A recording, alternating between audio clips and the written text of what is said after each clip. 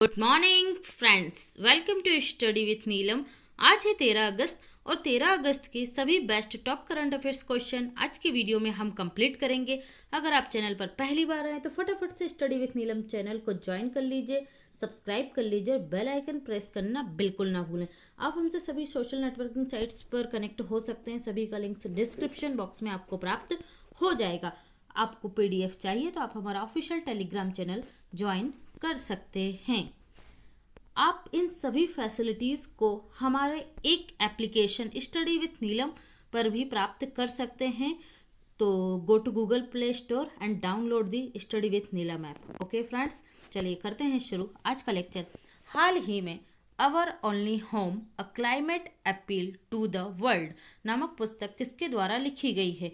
तो इस पुस्तक के लेखक हैं दलाई लामा। कौन है? दलाई लामा इस पुस्तक के लेखक हैं। इनके द्वारा इस पुस्तक को लिखा गया है। ओके, देखिए जो दलाई लामा है, अभी हाल ही में ये भी चर्चा, ये तो आपको याद रखना ही है, ये जो बुक इन्होंने लिखी है इनके ऊपर भी एक बुक लिखी गई थी दलाई लामा के ऊपर। इनकी बायोग्राफी, क्या नाम था उसका? The 14th Dalai Lama illustrated biography. The 14th Dalai Lama illustrated biography. और ये बायोग्राफी किसके द्वारा लिखी गई थी? तो ये लिखी गई थी तेंजिंग गे थेयोंग के द्वारा, तेंजिंग गे टेथोंग के द्वारा। ओके, तो ये आप याद रखेंगे। दो क्वेश्चन हो गए। अब सतीश यादव, ये सतीश यादव जो है, यतीश था ये, है ना, यह है यतीश जो यादव है, इनकी बुक का नाम क्या है? इनकी बुक का नाम इन्होंने लिखी थी raw a history of Indian coward operation. Raw a history of India coward operation. तो इनकी बुक को भी आप याद रखेंगे। निरुपमा यादव, इनकी बुक का नाम था विशेष कोड विन, विशेष कोड विन। ओके, तो ये सारी बुक्स आप यहाँ से याद रखेंगे। ओके फ्रेंड्स, तो चलिए बढ़ते हैं अगले क्वेश्चन की तरफ। हाल ही में अंतर्राष्ट्रीय युवा दिवस कब मनाया गया? तो ये मनाया गया है 12 अगस्त को। अच्छे से याद रखिए, अंतर्राष्ट्रीय युवा दिवस जो हम मनाते हैं वो मनाते हैं 12 अगस्त को। और नेशनल युवा दिवस या नेशनल यूथ डे तो ये हम बनाते हैं 12 जनवरी को। किसके जन्मदिन के रूप में? स्वामी विवेकानंद के जन्मदिन के रूप में। तो दोनों ही डेट 12 हैं, मंथ में डिफरेंस है, तो कंफ्यूज बिल्कुल मत होना और जल्दबाजी में कभी भी आंसर नहीं करना। ओके, और इसकी थीम क्या रही अंतर्राष्ट्रीय युवा दिवस की? तो 2020 में इसकी थीम रही है youth engagement for global action, youth engagement for global action. Okay, तो ये आप याद रखेंगे। अब हम अगस्त मंथ के जो मेन दिवस हैं उन्हें एक बार देख लेते हैं। 1 अगस्त को मनाया हमने मुस्लिम महिला अधिकार दिवस और राष्ट्रीय पर्वतारोही दिवस। यहीं से एक चीज याद रखना, 1 अगस्त से लेके 7 अगस्त मतलब 1 वीक तक क्या मनाते हैं? विश्व महिला स्तनपान जागरूकता दिवस। ओके, ये वीकली सेलिब्रेट होता है तो इसे भी ध्यान रखना। 3 अगस्त को मनाया विश्व संस्कृत दिवस। 6 अगस्त को मनाया हिरोशिमा दिवस। ठीक है, कौन सा? लिटिल बम। ठीक है, लिटिल बॉय बम गिराया गया था हिरोशिमा पर। 7 अगस्त को विश्व राष्ट्रीय हैंडलूम दिवस। ठीक है, हथकरघा उद्योग। 9 अगस्त को नाकासाकी फेटमैन बॉम्ब गिराया गया था। और 9 अगस्त को ही एक और इम्पॉर्टेंट डे सेलिब्रेट करते हैं, विश्व आदिवासी दिवस। क्या सेलिब्रेट करते हैं? विश्व आदिवासी दिवस। और 10 अगस्त को मनाते हैं विश्व बायोफ्यूल दिवस और अंतरराष्ट्रीय लॉयन। ठीक है, अंतरराष्ट्रीय लॉयन दिवस। ठीक है, तो ये सारे पॉइंट आप यहाँ से दिवसों से याद रखेंगे। देखिए, मैंने जुलाई के पूरे दिवस आपको करवा दिए थे, जून के भी करवा दिए थे। अब बारी आएगी हमारी किसकी? जो जुलाई के भी हो गए थे, अब अगस्त की आएगी। ठीक है, तो ये अगस्त के जो सारे दिवस हैं ये हम रोज पढ़ेंगे तो रोज हमें याद हो जाएंगे। और एक दिन पूरी की पूरी आपको पीडीएफ में दे दूंगी। ठीक है, मंथली पीडीएफ डे वाइज। चलिए बढ़ते हैं आगे। निम्न में से कौन most valuable player of the year बन गए हैं? तो यहाँ पर बन गए हैं most valuable player of the year Cristiano Ronaldo. कौन बन गए? क्रिस्टियानो रोनाल्डो बन गए हैं most valuable player of the year. ठीक है, तो ये आप रखेंगे इन्हें याद। देखिए, जो जुवेंट्स द्वारा दिया जाता है, जुवेंट्स का most valuable player of the year इन्हें चुना गया है। क्यों? 2019-20 के सत्र में इन्होंने सर्वाधिक गोल किए हैं, 37 गोल्स किए हैं इन्होंने, क्रिस्टियानो रोनाल्डो ने, इसलिए इन्हें ये पुरस्कार से सम्मानित किया है। ठीक है, सबसे ज्यादा गोल लगाए इन्होंने। अदर ऑप्शन को देख लेते हैं फटाफट। जेमी वर्डी जो हैं ये लिचेस्टर सिटी क्लब के स्ट्राइकर है, जो फुटबॉल क्लब है लिचेस्टर सिटी उसके स्ट्राइकर हैं और इन्होंने 22 गोल किए हैं प्रीमियर्स लीग में। ठीक है, एक साल में 2019 में 22 गोल करने पर इन्हें प्रीमियर्स लीग का गोल्डन अवार्ड से सम्मानित किया गया था। किसको? जेमी वर्डी को। लियोनल मेसी, इन्हें लगातार 7वीं बार पिचिची अवार्ड मिला है। ठीक है, जीते हैं ये लगातार 7वीं बार। कौन सा अवार्ड? पिचिची अवार्ड प्राप्त हुआ है। किसको? लियोनल मेसी को। ओके, तो ये सारे पॉइंट आप यहाँ से याद रखेंगे। ये हैं क्रिस्टियानो रोनाल्डो। मैंने आपको डे वाले क्वेश्चन में हाँ सारा हो गया। देखिए एक और चीज याद रखिएगा, 12 अगस्त को हम युवा दिवस तो मनाते ही हैं अंतर्राष्ट्रीय, 12 अगस्त को ही विश्व हाथी दिवस, वर्ल्ड एलिफेंट डे भी सेलिब्रेट किया जाता है। तो यहाँ पर देखिए एक चीज याद रखिएगा, कौन कौन से राज्य हैं हमारे जिनका राजकीय पशु हाथी है। तो याद रखिएगा केरल, कर्नाटक और झारखंड। ठीक है, काकझा काकझा, ठीक है, ये याद रखिए, केरल, कर्नाटक, झारखंड, या फिर आप इसको के जेड भी झा भी कर सकते हो। ओके, चलिए बढ़ते हैं आगे। हाल ही में कोविड-19 के खिलाफ वैक्सीन को मंजूरी देने वाला पहला देश रूस बन गया। इस वैक्सीन का क्या नाम है? तो इस वैक्सीन का नाम है स्पुतनिक वी। क्या नाम रखा गया है? स्पुतनिक वी इसका नाम रखा गया है। ओके, इसका ट्रायल हो चुका है और रूस के द्वारा यह बताया गया है कि 1 बिलियन स्पुतनिक वी खुराक के लिए उसे लगभग 20 देशों के द्वारा अनुरोध प्राप्त हो चुका है। ओके, इस टेबलेट के लिए। तो बात कर लेते हैं हम रूस की। ये रूस की वैक्सीन है जो इन्होंने सर्वप्रथम किस पर ट्रायल किया? इनकी ही बेटी पर इसका ट्रायल किया गया है। ये हैं व्लादिमीर पुतिन। और इनसे आपको एक चीज याद आनी चाहिए कि रूस के संविधान में संशोधन करने के बाद अब ये 2036 तक रूस के राष्ट्रपति बने रह सकते हैं। ओके, चलिए मैप में देखते हैं रशिया को। ये रही रशिया की लोकेशन। ठीक है, ये एशिया और यूरोप दोनों ही कॉन्टिनेंटल में आता है। रशिया की कैपिटल क्या है? तो राजधानी है मॉस्को। करेंसी क्या है? तो करेंसी है रूबल। रूस के जो प्रेसिडेंट हैं वो हैं व्लादिमीर पुतिन। रूस के प्राइम मिनिस्टर हैं मिखाइल मिशुस्टिन और रूस की पार्लियामेंट्री का नाम है ड्यूमा। ये क्वेश्चन स्टैटिक्स जीके का इंपॉर्टेंट क्वेश्चन है, तो आप याद रखेंगे ड्यूमा को। ओके, देखिए अदर जो करंट अफेयर्स इससे रिलेटेड जो अभी हाईलाइटेड रहे थे उन्हें हम डिस्कस कर लेते हैं। 3D प्रिंटेड एयरक्राफ्ट इंजन का सफल परीक्षण किया गया है। किसके द्वारा? रूस के द्वारा। और एनर्जी स्पेस कॉरपोरेशन द्वारा, जो रूस का ही है, 2023 तक पर्यटकों को स्पेस वॉक कराने की घोषणा की है। किसने?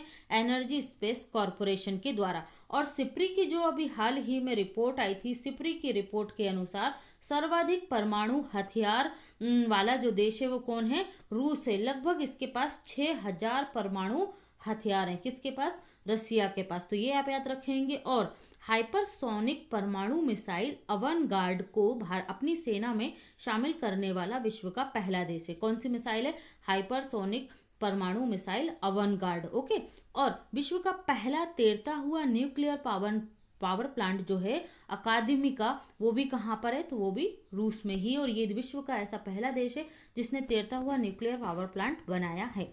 ओके, चलिए क्लियर है। चलिए बढ़ते हैं आगे। केन्या में भारतीय उच्चायुक्त के रूप में किसे नियुक्त किया गया? तो केन्या में भारतीय उच्चायुक्त बन गए वीरेंद्र पाल। कौन बन गए हैं? वीरेंद्र पाल बन गए हैं। तो अदर ऑप्शन देख लेते हैं हम पहले। यहाँ पर विक्रम दुरे, ये कहाँ पर है? बांग्लादेश में है, भारत के राजदूत। ओके, और रामकरण वर्मा ये कहाँ पर हैं? तो ये हैं कांगो, रिपब्लिक ऑफ कांगो में ये भारत के राजदूत बने हैं, रिपब्लिक ऑफ कांगो में। और मनीष प्रभात जो हैं, तो ये मनीष प्रभात जो हैं ये हैं अपने उज्बेकिस्तान में भारत के राजदूत। ठीक है, तो ये तीनों पॉइंट आप याद रखेंगे। देखिए यहाँ पर मैं आपको एक बहुत अच्छा कॉन्सेप्ट क्लियर कर देती हूँ। जो स्टूडेंट पहली बार वीडियो देख रहे हैं उनके लिए, आपने 2 शब्द सुने होंगे, एक होता है उच्चायुक्त या हाई कमीशन और एक होता है राजदूत। ठीक है, एक राजदूत होता है। तो राजदूत और उच्चायुक्त, हाई कमीशन, ठीक है, और एम्बेसडर। देखिए क्या डिफरेंस होता है इसमें। राजदूत या एम्बेसडर कहाँ भेजे जाएंगे? वहाँ भेजे जाएंगे जो देश राष्ट्रमंडल के सदस्य हैं या फिर वो राष्ट्र जो ब्रिटेन के कभी शासन रहा है उन पर, या वो ब्रिटेन के गुलाम रहे हैं। ओके, सीधा से बात याद रखिए कि ये राष्ट्रमंडल के जो देश होते हैं, जैसे ब्रिटेन में अगर भारत का कोई राजदूत जाएगा तो उसे हम क्या कहेंगे, राजदूत, ठीक है, मतलब एम्बेसडर। और जैसे अभी हमने कहाँ पढ़ा, केन्या में, तो यहाँ पर क्या होगा हमारा, उच्चायुक्त मतलब हाई कमीशन, ठीक है। तो ये क्लियर करके चलिएगा। जैसे बांग्लादेश, बांग्लादेश का क्या है, हमारा क्या कौन नियुक्त होगा वहाँ पर, तो वहाँ पर होगा राजदूत, ठीक है, वहाँ पर होगा हाई कमीशन। और ब्रिटेन होगा तो वहाँ पर क्या होगा, एम्बेसडर। ओके, तो ये चीज़ क्लियर कर लीजिएगा आप लोग, बिल्कुल इसमें कंफ्यूज मत होइएगा। चलिए बढ़ते हैं आगे, ये हो गया है हमारा क्लियर। बात कर लेते हैं हम केन्या की। तो देखिए ये है अफ्रीका कॉन्टिनेंटल का एक देश, क्या है, केन्या। ये रही केन्या की लोकेशन।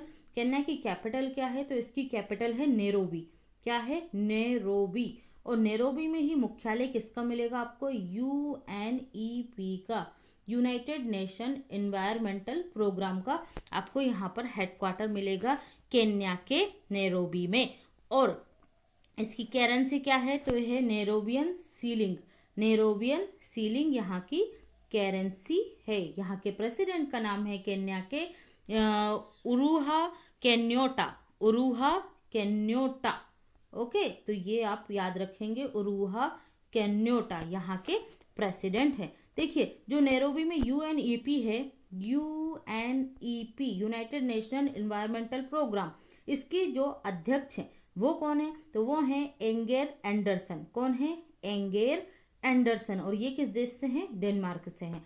ये जितने भी हमारे ऑर्गेनाइजेशन हैं और इनसे रिलेटेड जो जो इम्पोर्टेंट चीज़ है, जो आपके जानने के लिए ज़रूरी है, जो आपके एग्जाम पॉइंट ऑफ व्यू से ज़रूरी है, ओनली ऑर्गेनाइजेशन। ओके, तो इसका जो एक डेडिकेटेड वीडियो है ये आपको 12 बजे तक मिल जाएगा, तो देखना बिल्कुल मत भूलना। ओके, आज ही अपलोड होगा। चलिए अगले क्वेश्चन की तरफ बढ़ते हैं हम। हाल ही में ओडिशा ललित कला अकेदमी द्वारा निम्न में से किसे धर्मपद पुरस्कार से सम्मानित किया गया है, तो ये सम्मानित किया गया है सुदर्शन साहू को। ये जो सुदर्शन साहू जी हैं ये एक मूर्तिकार हैं। क्या है, एक मूर्तिकार हैं, और इन्हें इनकी मूर्ति कला के लिए यह पुरस्कार दिया गया है। कौन सा, धर्मपद पुरस्कार से सम्मानित किया गया है। अदर ऑप्शन देख लेते हैं। केजांग डीथोंग, ये इन्हें 2020 का दादा साहब शॉर्ट फिल्म पुरस्कार दिया गया। कौन सा दिया गया, दादा साहब शॉर्ट फिल्म पुरस्कार। ये अरुणाचल के फिल्म डायरेक्टर हैं और इनकी जो शॉर्ट फिल्म है उसका नाम है ली चीपो, ठीक है, तो ये भी याद रखिए। कलीपुरी, इन्हें 2020 का इम्पैक्ट वुमन अवार्ड से सम्मानित किया गया है। किसको, कलीपुरी को। इंडिया टुडे की चेयरपर्सन है। दीपांकर घोष, इन्हें पत्रकारिता के क्षेत्र में दिया जाने वाला प्रेम भाटिया पुरस्कार से सम्मानित किया गया है। ओके, तो ये सारे पॉइंट आप यहाँ से याद रखेंगे। चलिए बढ़ते हैं अगले क्वेश्चन की तरफ। हाल ही में किस केंद्रीय मंत्री द्वारा ICAR का डाटा रिकवरी सेंटर कृषि मेघ लॉन्च किया गया है, तो केंद्रीय मंत्री हैं नरेंद्र सिंह तोमर, और ये हमारे क्या हैं, कृषि मंत्री भी हैं, केंद्रीय कृषि मंत्री नरेंद्र सिंह तोमर। ओके, इनके द्वारा इसका उद्घाटन किया गया है। ICAR का फुल फॉर्म क्या होता है, इसका फुल फॉर्म होता है Indian council for agriculture research, Indian council for agriculture research. इसकी स्थापना हुई थी 1929 में, और इसके अध्यक्ष कौन होते हैं, तो इसके अध्यक्ष कृषि मंत्री ही होते हैं। कौन है, नरेंद्र सिंह तोमर। और इसका मुख्यालय कहाँ मिलेगा आपको, तो वो मिलेगा नई दिल्ली में, ठीक है। जो नरेंद्र सिंह तोमर इसके जो प्रेसिडेंट हैं, इनका लोकसभा क्षेत्र क्या है, तो इनका लोकसभा क्षेत्र है मुरैना मध्य प्रदेश। क्या है, मुरैना मध्य प्रदेश इनका लोकसभा क्षेत्र है। तो ये पॉइंट भी आप याद रखेंगे। देखिए जो डाटा रिकवरी सेंटर है इसका क्या काम होगा, कृषि मेघ का, इसका काम ये होगा जो कृषि क्षेत्र से जुड़े हुए जितने भी रिसर्च चल रहे हैं उसके लिए एक डाटा रिकवरी सेंटर बनाया गया है, ठीक है, सभी डाटा को संरक्षित करने के लिए। अदर ऑप्शन को देख लेते हैं। यहाँ पर जो है आपके अर्जुन मुंडा, ये क्या है, केंद्रीय जनजातीय मंत्री हैं और राष्ट्रीय तीरंदाजी संघ के अध्यक्ष भी हैं। कौन, अर्जुन मुंडा। इनका लोकसभा क्षेत्र है झारखंड का खुंटी, झारखंड का खुंटी इनका लोकसभा क्षेत्र है। और जनजातीय मंत्रालय ने अपने डिजिटल योजनाओं के लिए भी कौन सा अवार्ड जीता था, स्कॉच गोल्ड अवार्ड। कौन सा अवार्ड जीता था, स्कॉच गोल्ड अवार्ड। ओके, और इनके द्वारा जनजातीय क्षेत्र के युवा, जो जनजातीय जो युवा हैं, उनके लिए रोजगार के लिए गोल कार्यक्रम भी प्रारंभ किया गया था। ठीक है, ऑनलाइन था ये, अर्जुन मुंडा के द्वारा। प्रहलाद जोशी, ये कौन है? ये केंद्रीय कोयला मंत्री हैं। इनका लोकसभा क्षेत्र है धारवाड़ कर्नाटक, धारवाड़ कर्नाटक। और इन्होंने हाल ही में सत्यभामा पोर्टल लॉन्च किया था। कौन सा पोर्टल? सत्यभामा पोर्टल। ओके, और देख लेते हैं हर्षवर्धन, ये हमारे स्वास्थ्य मंत्री हैं और पृथ्वी विज्ञान मंत्री भी यही हैं। ओके, दोनों मंत्रालय इन्हीं के पास हैं। और इन्होंने अभी हाल ही में विद्यार्थी विज्ञान मंथन 2020-21 को लॉन्च किया था। विद्यार्थी विज्ञान मंथन 2020-21, और एक मौसम एप्लीकेशन भी इन्होंने लॉन्च की थी। ठीक है, जो क्या कर रही है, एक दिन में 8 बार मौसम की सटीक भविष्यवाणी करती है, और भी बहुत सारे फीचर्स थे इसके। ओके, क्लियर है? बढ़ते हैं आगे। हाल ही में किस संगठन ने एंथ रिवॉर्ड्स नाम से एक Omani channel loyalty platform launch किया है? तो ये लॉन्च किया गया है NPCL द्वारा, national payment corporation of India. National payment corporation of India द्वारा एक चैनल, ओमानी चैनल लॉन्च किया। देखिए, ये है इस तरीके का चैनल। इस पर आपको क्या करना है, इसके माध्यम से आप जो कस्टमर रहेंगे वो पॉइंट गेन कर सकते हैं। ठीक है, उस पॉइंट के माध्यम से ही आप उन पॉइंट को मतलब शॉपिंग में यूज़ कर सकते हैं, खरीदारी करना है, या फिर आप किसी होटल में स्टे कर रहे हैं वहाँ पर, या एयर टिकट ले रहे हैं, या सिनेमा टिकट ले रहे हैं। ठीक है, इन सभी जगह पर इस चैनल के माध्यम से जो आपको मतलब आप गेम टाइप का होगा, यहाँ पर से पॉइंट गेन कर सकते हैं और उनका बाद में यूज़ किया जा सकता है। तो किसने लेकर आया है? National payment corporation of India द्वारा यह चैनल लेकर आया गया है।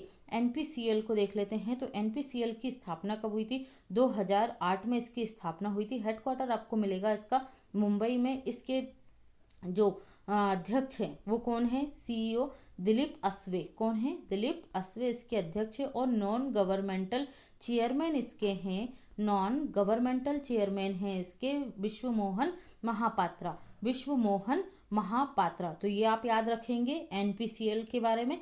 NPCL ने हाल ही में एक पाई बनाया था। क्या था ये? आर्टिफिशियल इंटेलिजेंसी वर्चुअल असिस्टेंट था ये। ठीक है, तो ये पाई को भी आप याद रखेंगे। और UPI चलेगा जो अभियान था वो भी किसके द्वारा लॉन्च किया गया था? तो ये नेशनल पेमेंट कॉरपोरेशन के द्वारा ही लॉन्च किया गया था। UPI चलेगा। क्लियर है? बढ़ते हैं अगले क्वेश्चन की तरफ। हाल ही में steel authority of India limited के नए अध्यक्ष के रूप में किन्हें नियुक्त किया गया है? तो ये बहुत ही इंपॉर्टेंट क्वेश्चन है, क्योंकि पहली बार हुआ है कि किसी महिला को स्टील अथॉरिटी ऑफ इंडिया का अध्यक्ष नियुक्त किया गया, पहली चीज। और सार्वजनिक क्षेत्र या पब्लिक सेक्टर यूनिट की किसी भी कंपनी की पहली महिला अध्यक्ष कौन बनी है? तो ये सोमा मंडल ही बनी है। तीसरी चीज, विश्व में स्टील क्षेत्र की कमान पहली बार किसी कंपनी की महिला को दी गई है, तो वो भी सोमा मंडल ही बनी है। ओके, तो ये सोमा मंडल को आप देख लीजिए, ये बन गई है सेल की नई अध्यक्ष। ओके, सार्वजनिक क्षेत्र की पहली कंपनी है और उसकी पहली महिला अध्यक्ष भी सोमा मंडल ही बनी है। अदर ऑप्शन को देख लेते हैं हम लोग। दिलीप ओमान, दिलीप ओमान क्या है? तो Dilip Oman Indian steel association के अध्यक्ष हैं, इंडियन स्टील एसोसिएशन के अध्यक्ष बने हैं। ठीक है, और ये steel authority of India limited के अध्यक्ष है कौन? सोमा मंडल। हर्ष कुमार भानवाला, ये पहले नाबार्ड के अध्यक्ष थे और अब किसके बन गए हैं? CEO। तो ये बन गए हैं कैपिटल फाइनेंस इंडिया के CEO बन गए हैं, कैपिटल फाइनेंस इंडिया के CEO। हरदयाल प्रसाद, इन्हें हमने अभी डिस्कस किया था थोड़े समय पहले, ये बन गए हैं PNB हाउसिंग फाइनेंस के चेयरमैन, PNB हाउसिंग फाइनेंस के चेयरमैन हरदयाल प्रसाद। ओके, तो ये सारे पॉइंट आप यहाँ से याद रखेंगे। ओके, क्लियर है? चलिए बढ़ते हैं अगले क्वेश्चन की तरफ। हाल ही में किसके द्वारा कनेक्टिंग कम्युनिकेटिंग चेंजिंग नामक पुस्तक को लॉन्च किया गया? लॉन्चिंग पूछी जा रही है, तो लॉन्च किया गया है राजनाथ सिंह के द्वारा, जो हमारे रक्षा मंत्री हैं। ठीक है, और रक्षा मंत्री हैं और इनका लोकसभा क्षेत्र क्या है? तो ये है लखनऊ। क्या है? लखनऊ इनका लोकसभा क्षेत्र है। ये जो पुस्तक है, ये जो हमारे उपराष्ट्रपति हैं M वेंकैया नायडू, उनके 3 साल के कार्यकाल पर इसको लॉन्च किया गया है। इन्होंने कितनी सभाएं की, कितने उद्घाटन किए, कितनी बुक्स को लॉन्च किया, कितने दीक्षांत समारोह में गए, ठीक है। तो इस सब का वर्णन इस पुस्तक में किया गया है। Connecting, communicating and learning. देखिए, इससे एक और चीज आपको प्लस करके बताती हूँ यहाँ पर। जब इनके 2 साल का कार्यकाल हुआ था तब इन्होंने एक बुक लेकर आए थे, ठीक है। उससे भी लॉन्च किया गया था, लिसनिंग, लर्निंग और एंड लीडिंग, ठीक है। तो वो भी ट्रिपल ए थी, लिसनिंग, लर्निंग एंड लीडिंग। और ये है कनेक्टिंग, कम्युनिकेटिंग एंड चेंजिंग। तो ये दोनों ही बुक को आप याद रखें, वो 2 वर्ष पर थी, ये 3 वर्ष पर लॉन्च की गई है, ओके। और इस पुस्तक का जो इलेक्ट्रॉनिक वर्जन है, ठीक है, वो किसने लॉन्च किया? तो ये लॉन्च किया है प्रकाश जावड़ेकर ने, जो कौन है? हमारे पर्यावरण मंत्री हैं। कौन? प्रकाश जावड़ेकर। तो इन्हें भी आप याद रखेंगे, प्रकाश जावड़ेकर जी को, ओके। और जो अमित शाह हैं, इन्होंने जो लर्निंग, लिसनिंग और लीडिंग जो बुक थी उसको इन्होंने लॉन्च किया था। 11 अगस्त 2020 को इनका कार्यकाल कंप्लीट हो गया 3 साल का, और 11 अगस्त 2019 में ही ये वाली बुक लॉन्च की गई थी, ओके। चलिए, क्लियर है, याद रखिएगा आप लोग। नेक्स्ट देख लेते हैं हम। हाल ही में प्रसिद्ध शायर राहत इंदौरी का निधन हो गया, यह किस राज्य से संबंधित थे? तो ये थे मध्य प्रदेश से संबंधित थे। उर्दू के प्रसिद्ध शायर थे, पूरे विश्व और भारत के साथ ही पूरे विश्व में भी इन्होंने बहुत अच्छी उर्दू शायरी में बहुत ही प्रसिद्धि का काम किया। इनकी शायरियाँ बहुत ज़्यादा फेमस थी, सभी लोग जानते होंगे। तो ये इंदौर के थे, इसीलिए इनके नाम के आगे इंदौरी लिखा था। तो इन्हें भी आप याद रखेंगे, ओके। ये रहे राहत इंदौरी साहब। तो ये था हमारा आज का लेक्चर। आई होप आपको वीडियो पसंद आया होगा और इंटरेस्टिंग लगने के साथ साथ इंफॉर्मेटिव भी लगा होगा, okay friends. Thanks for watching, have a great day and take care.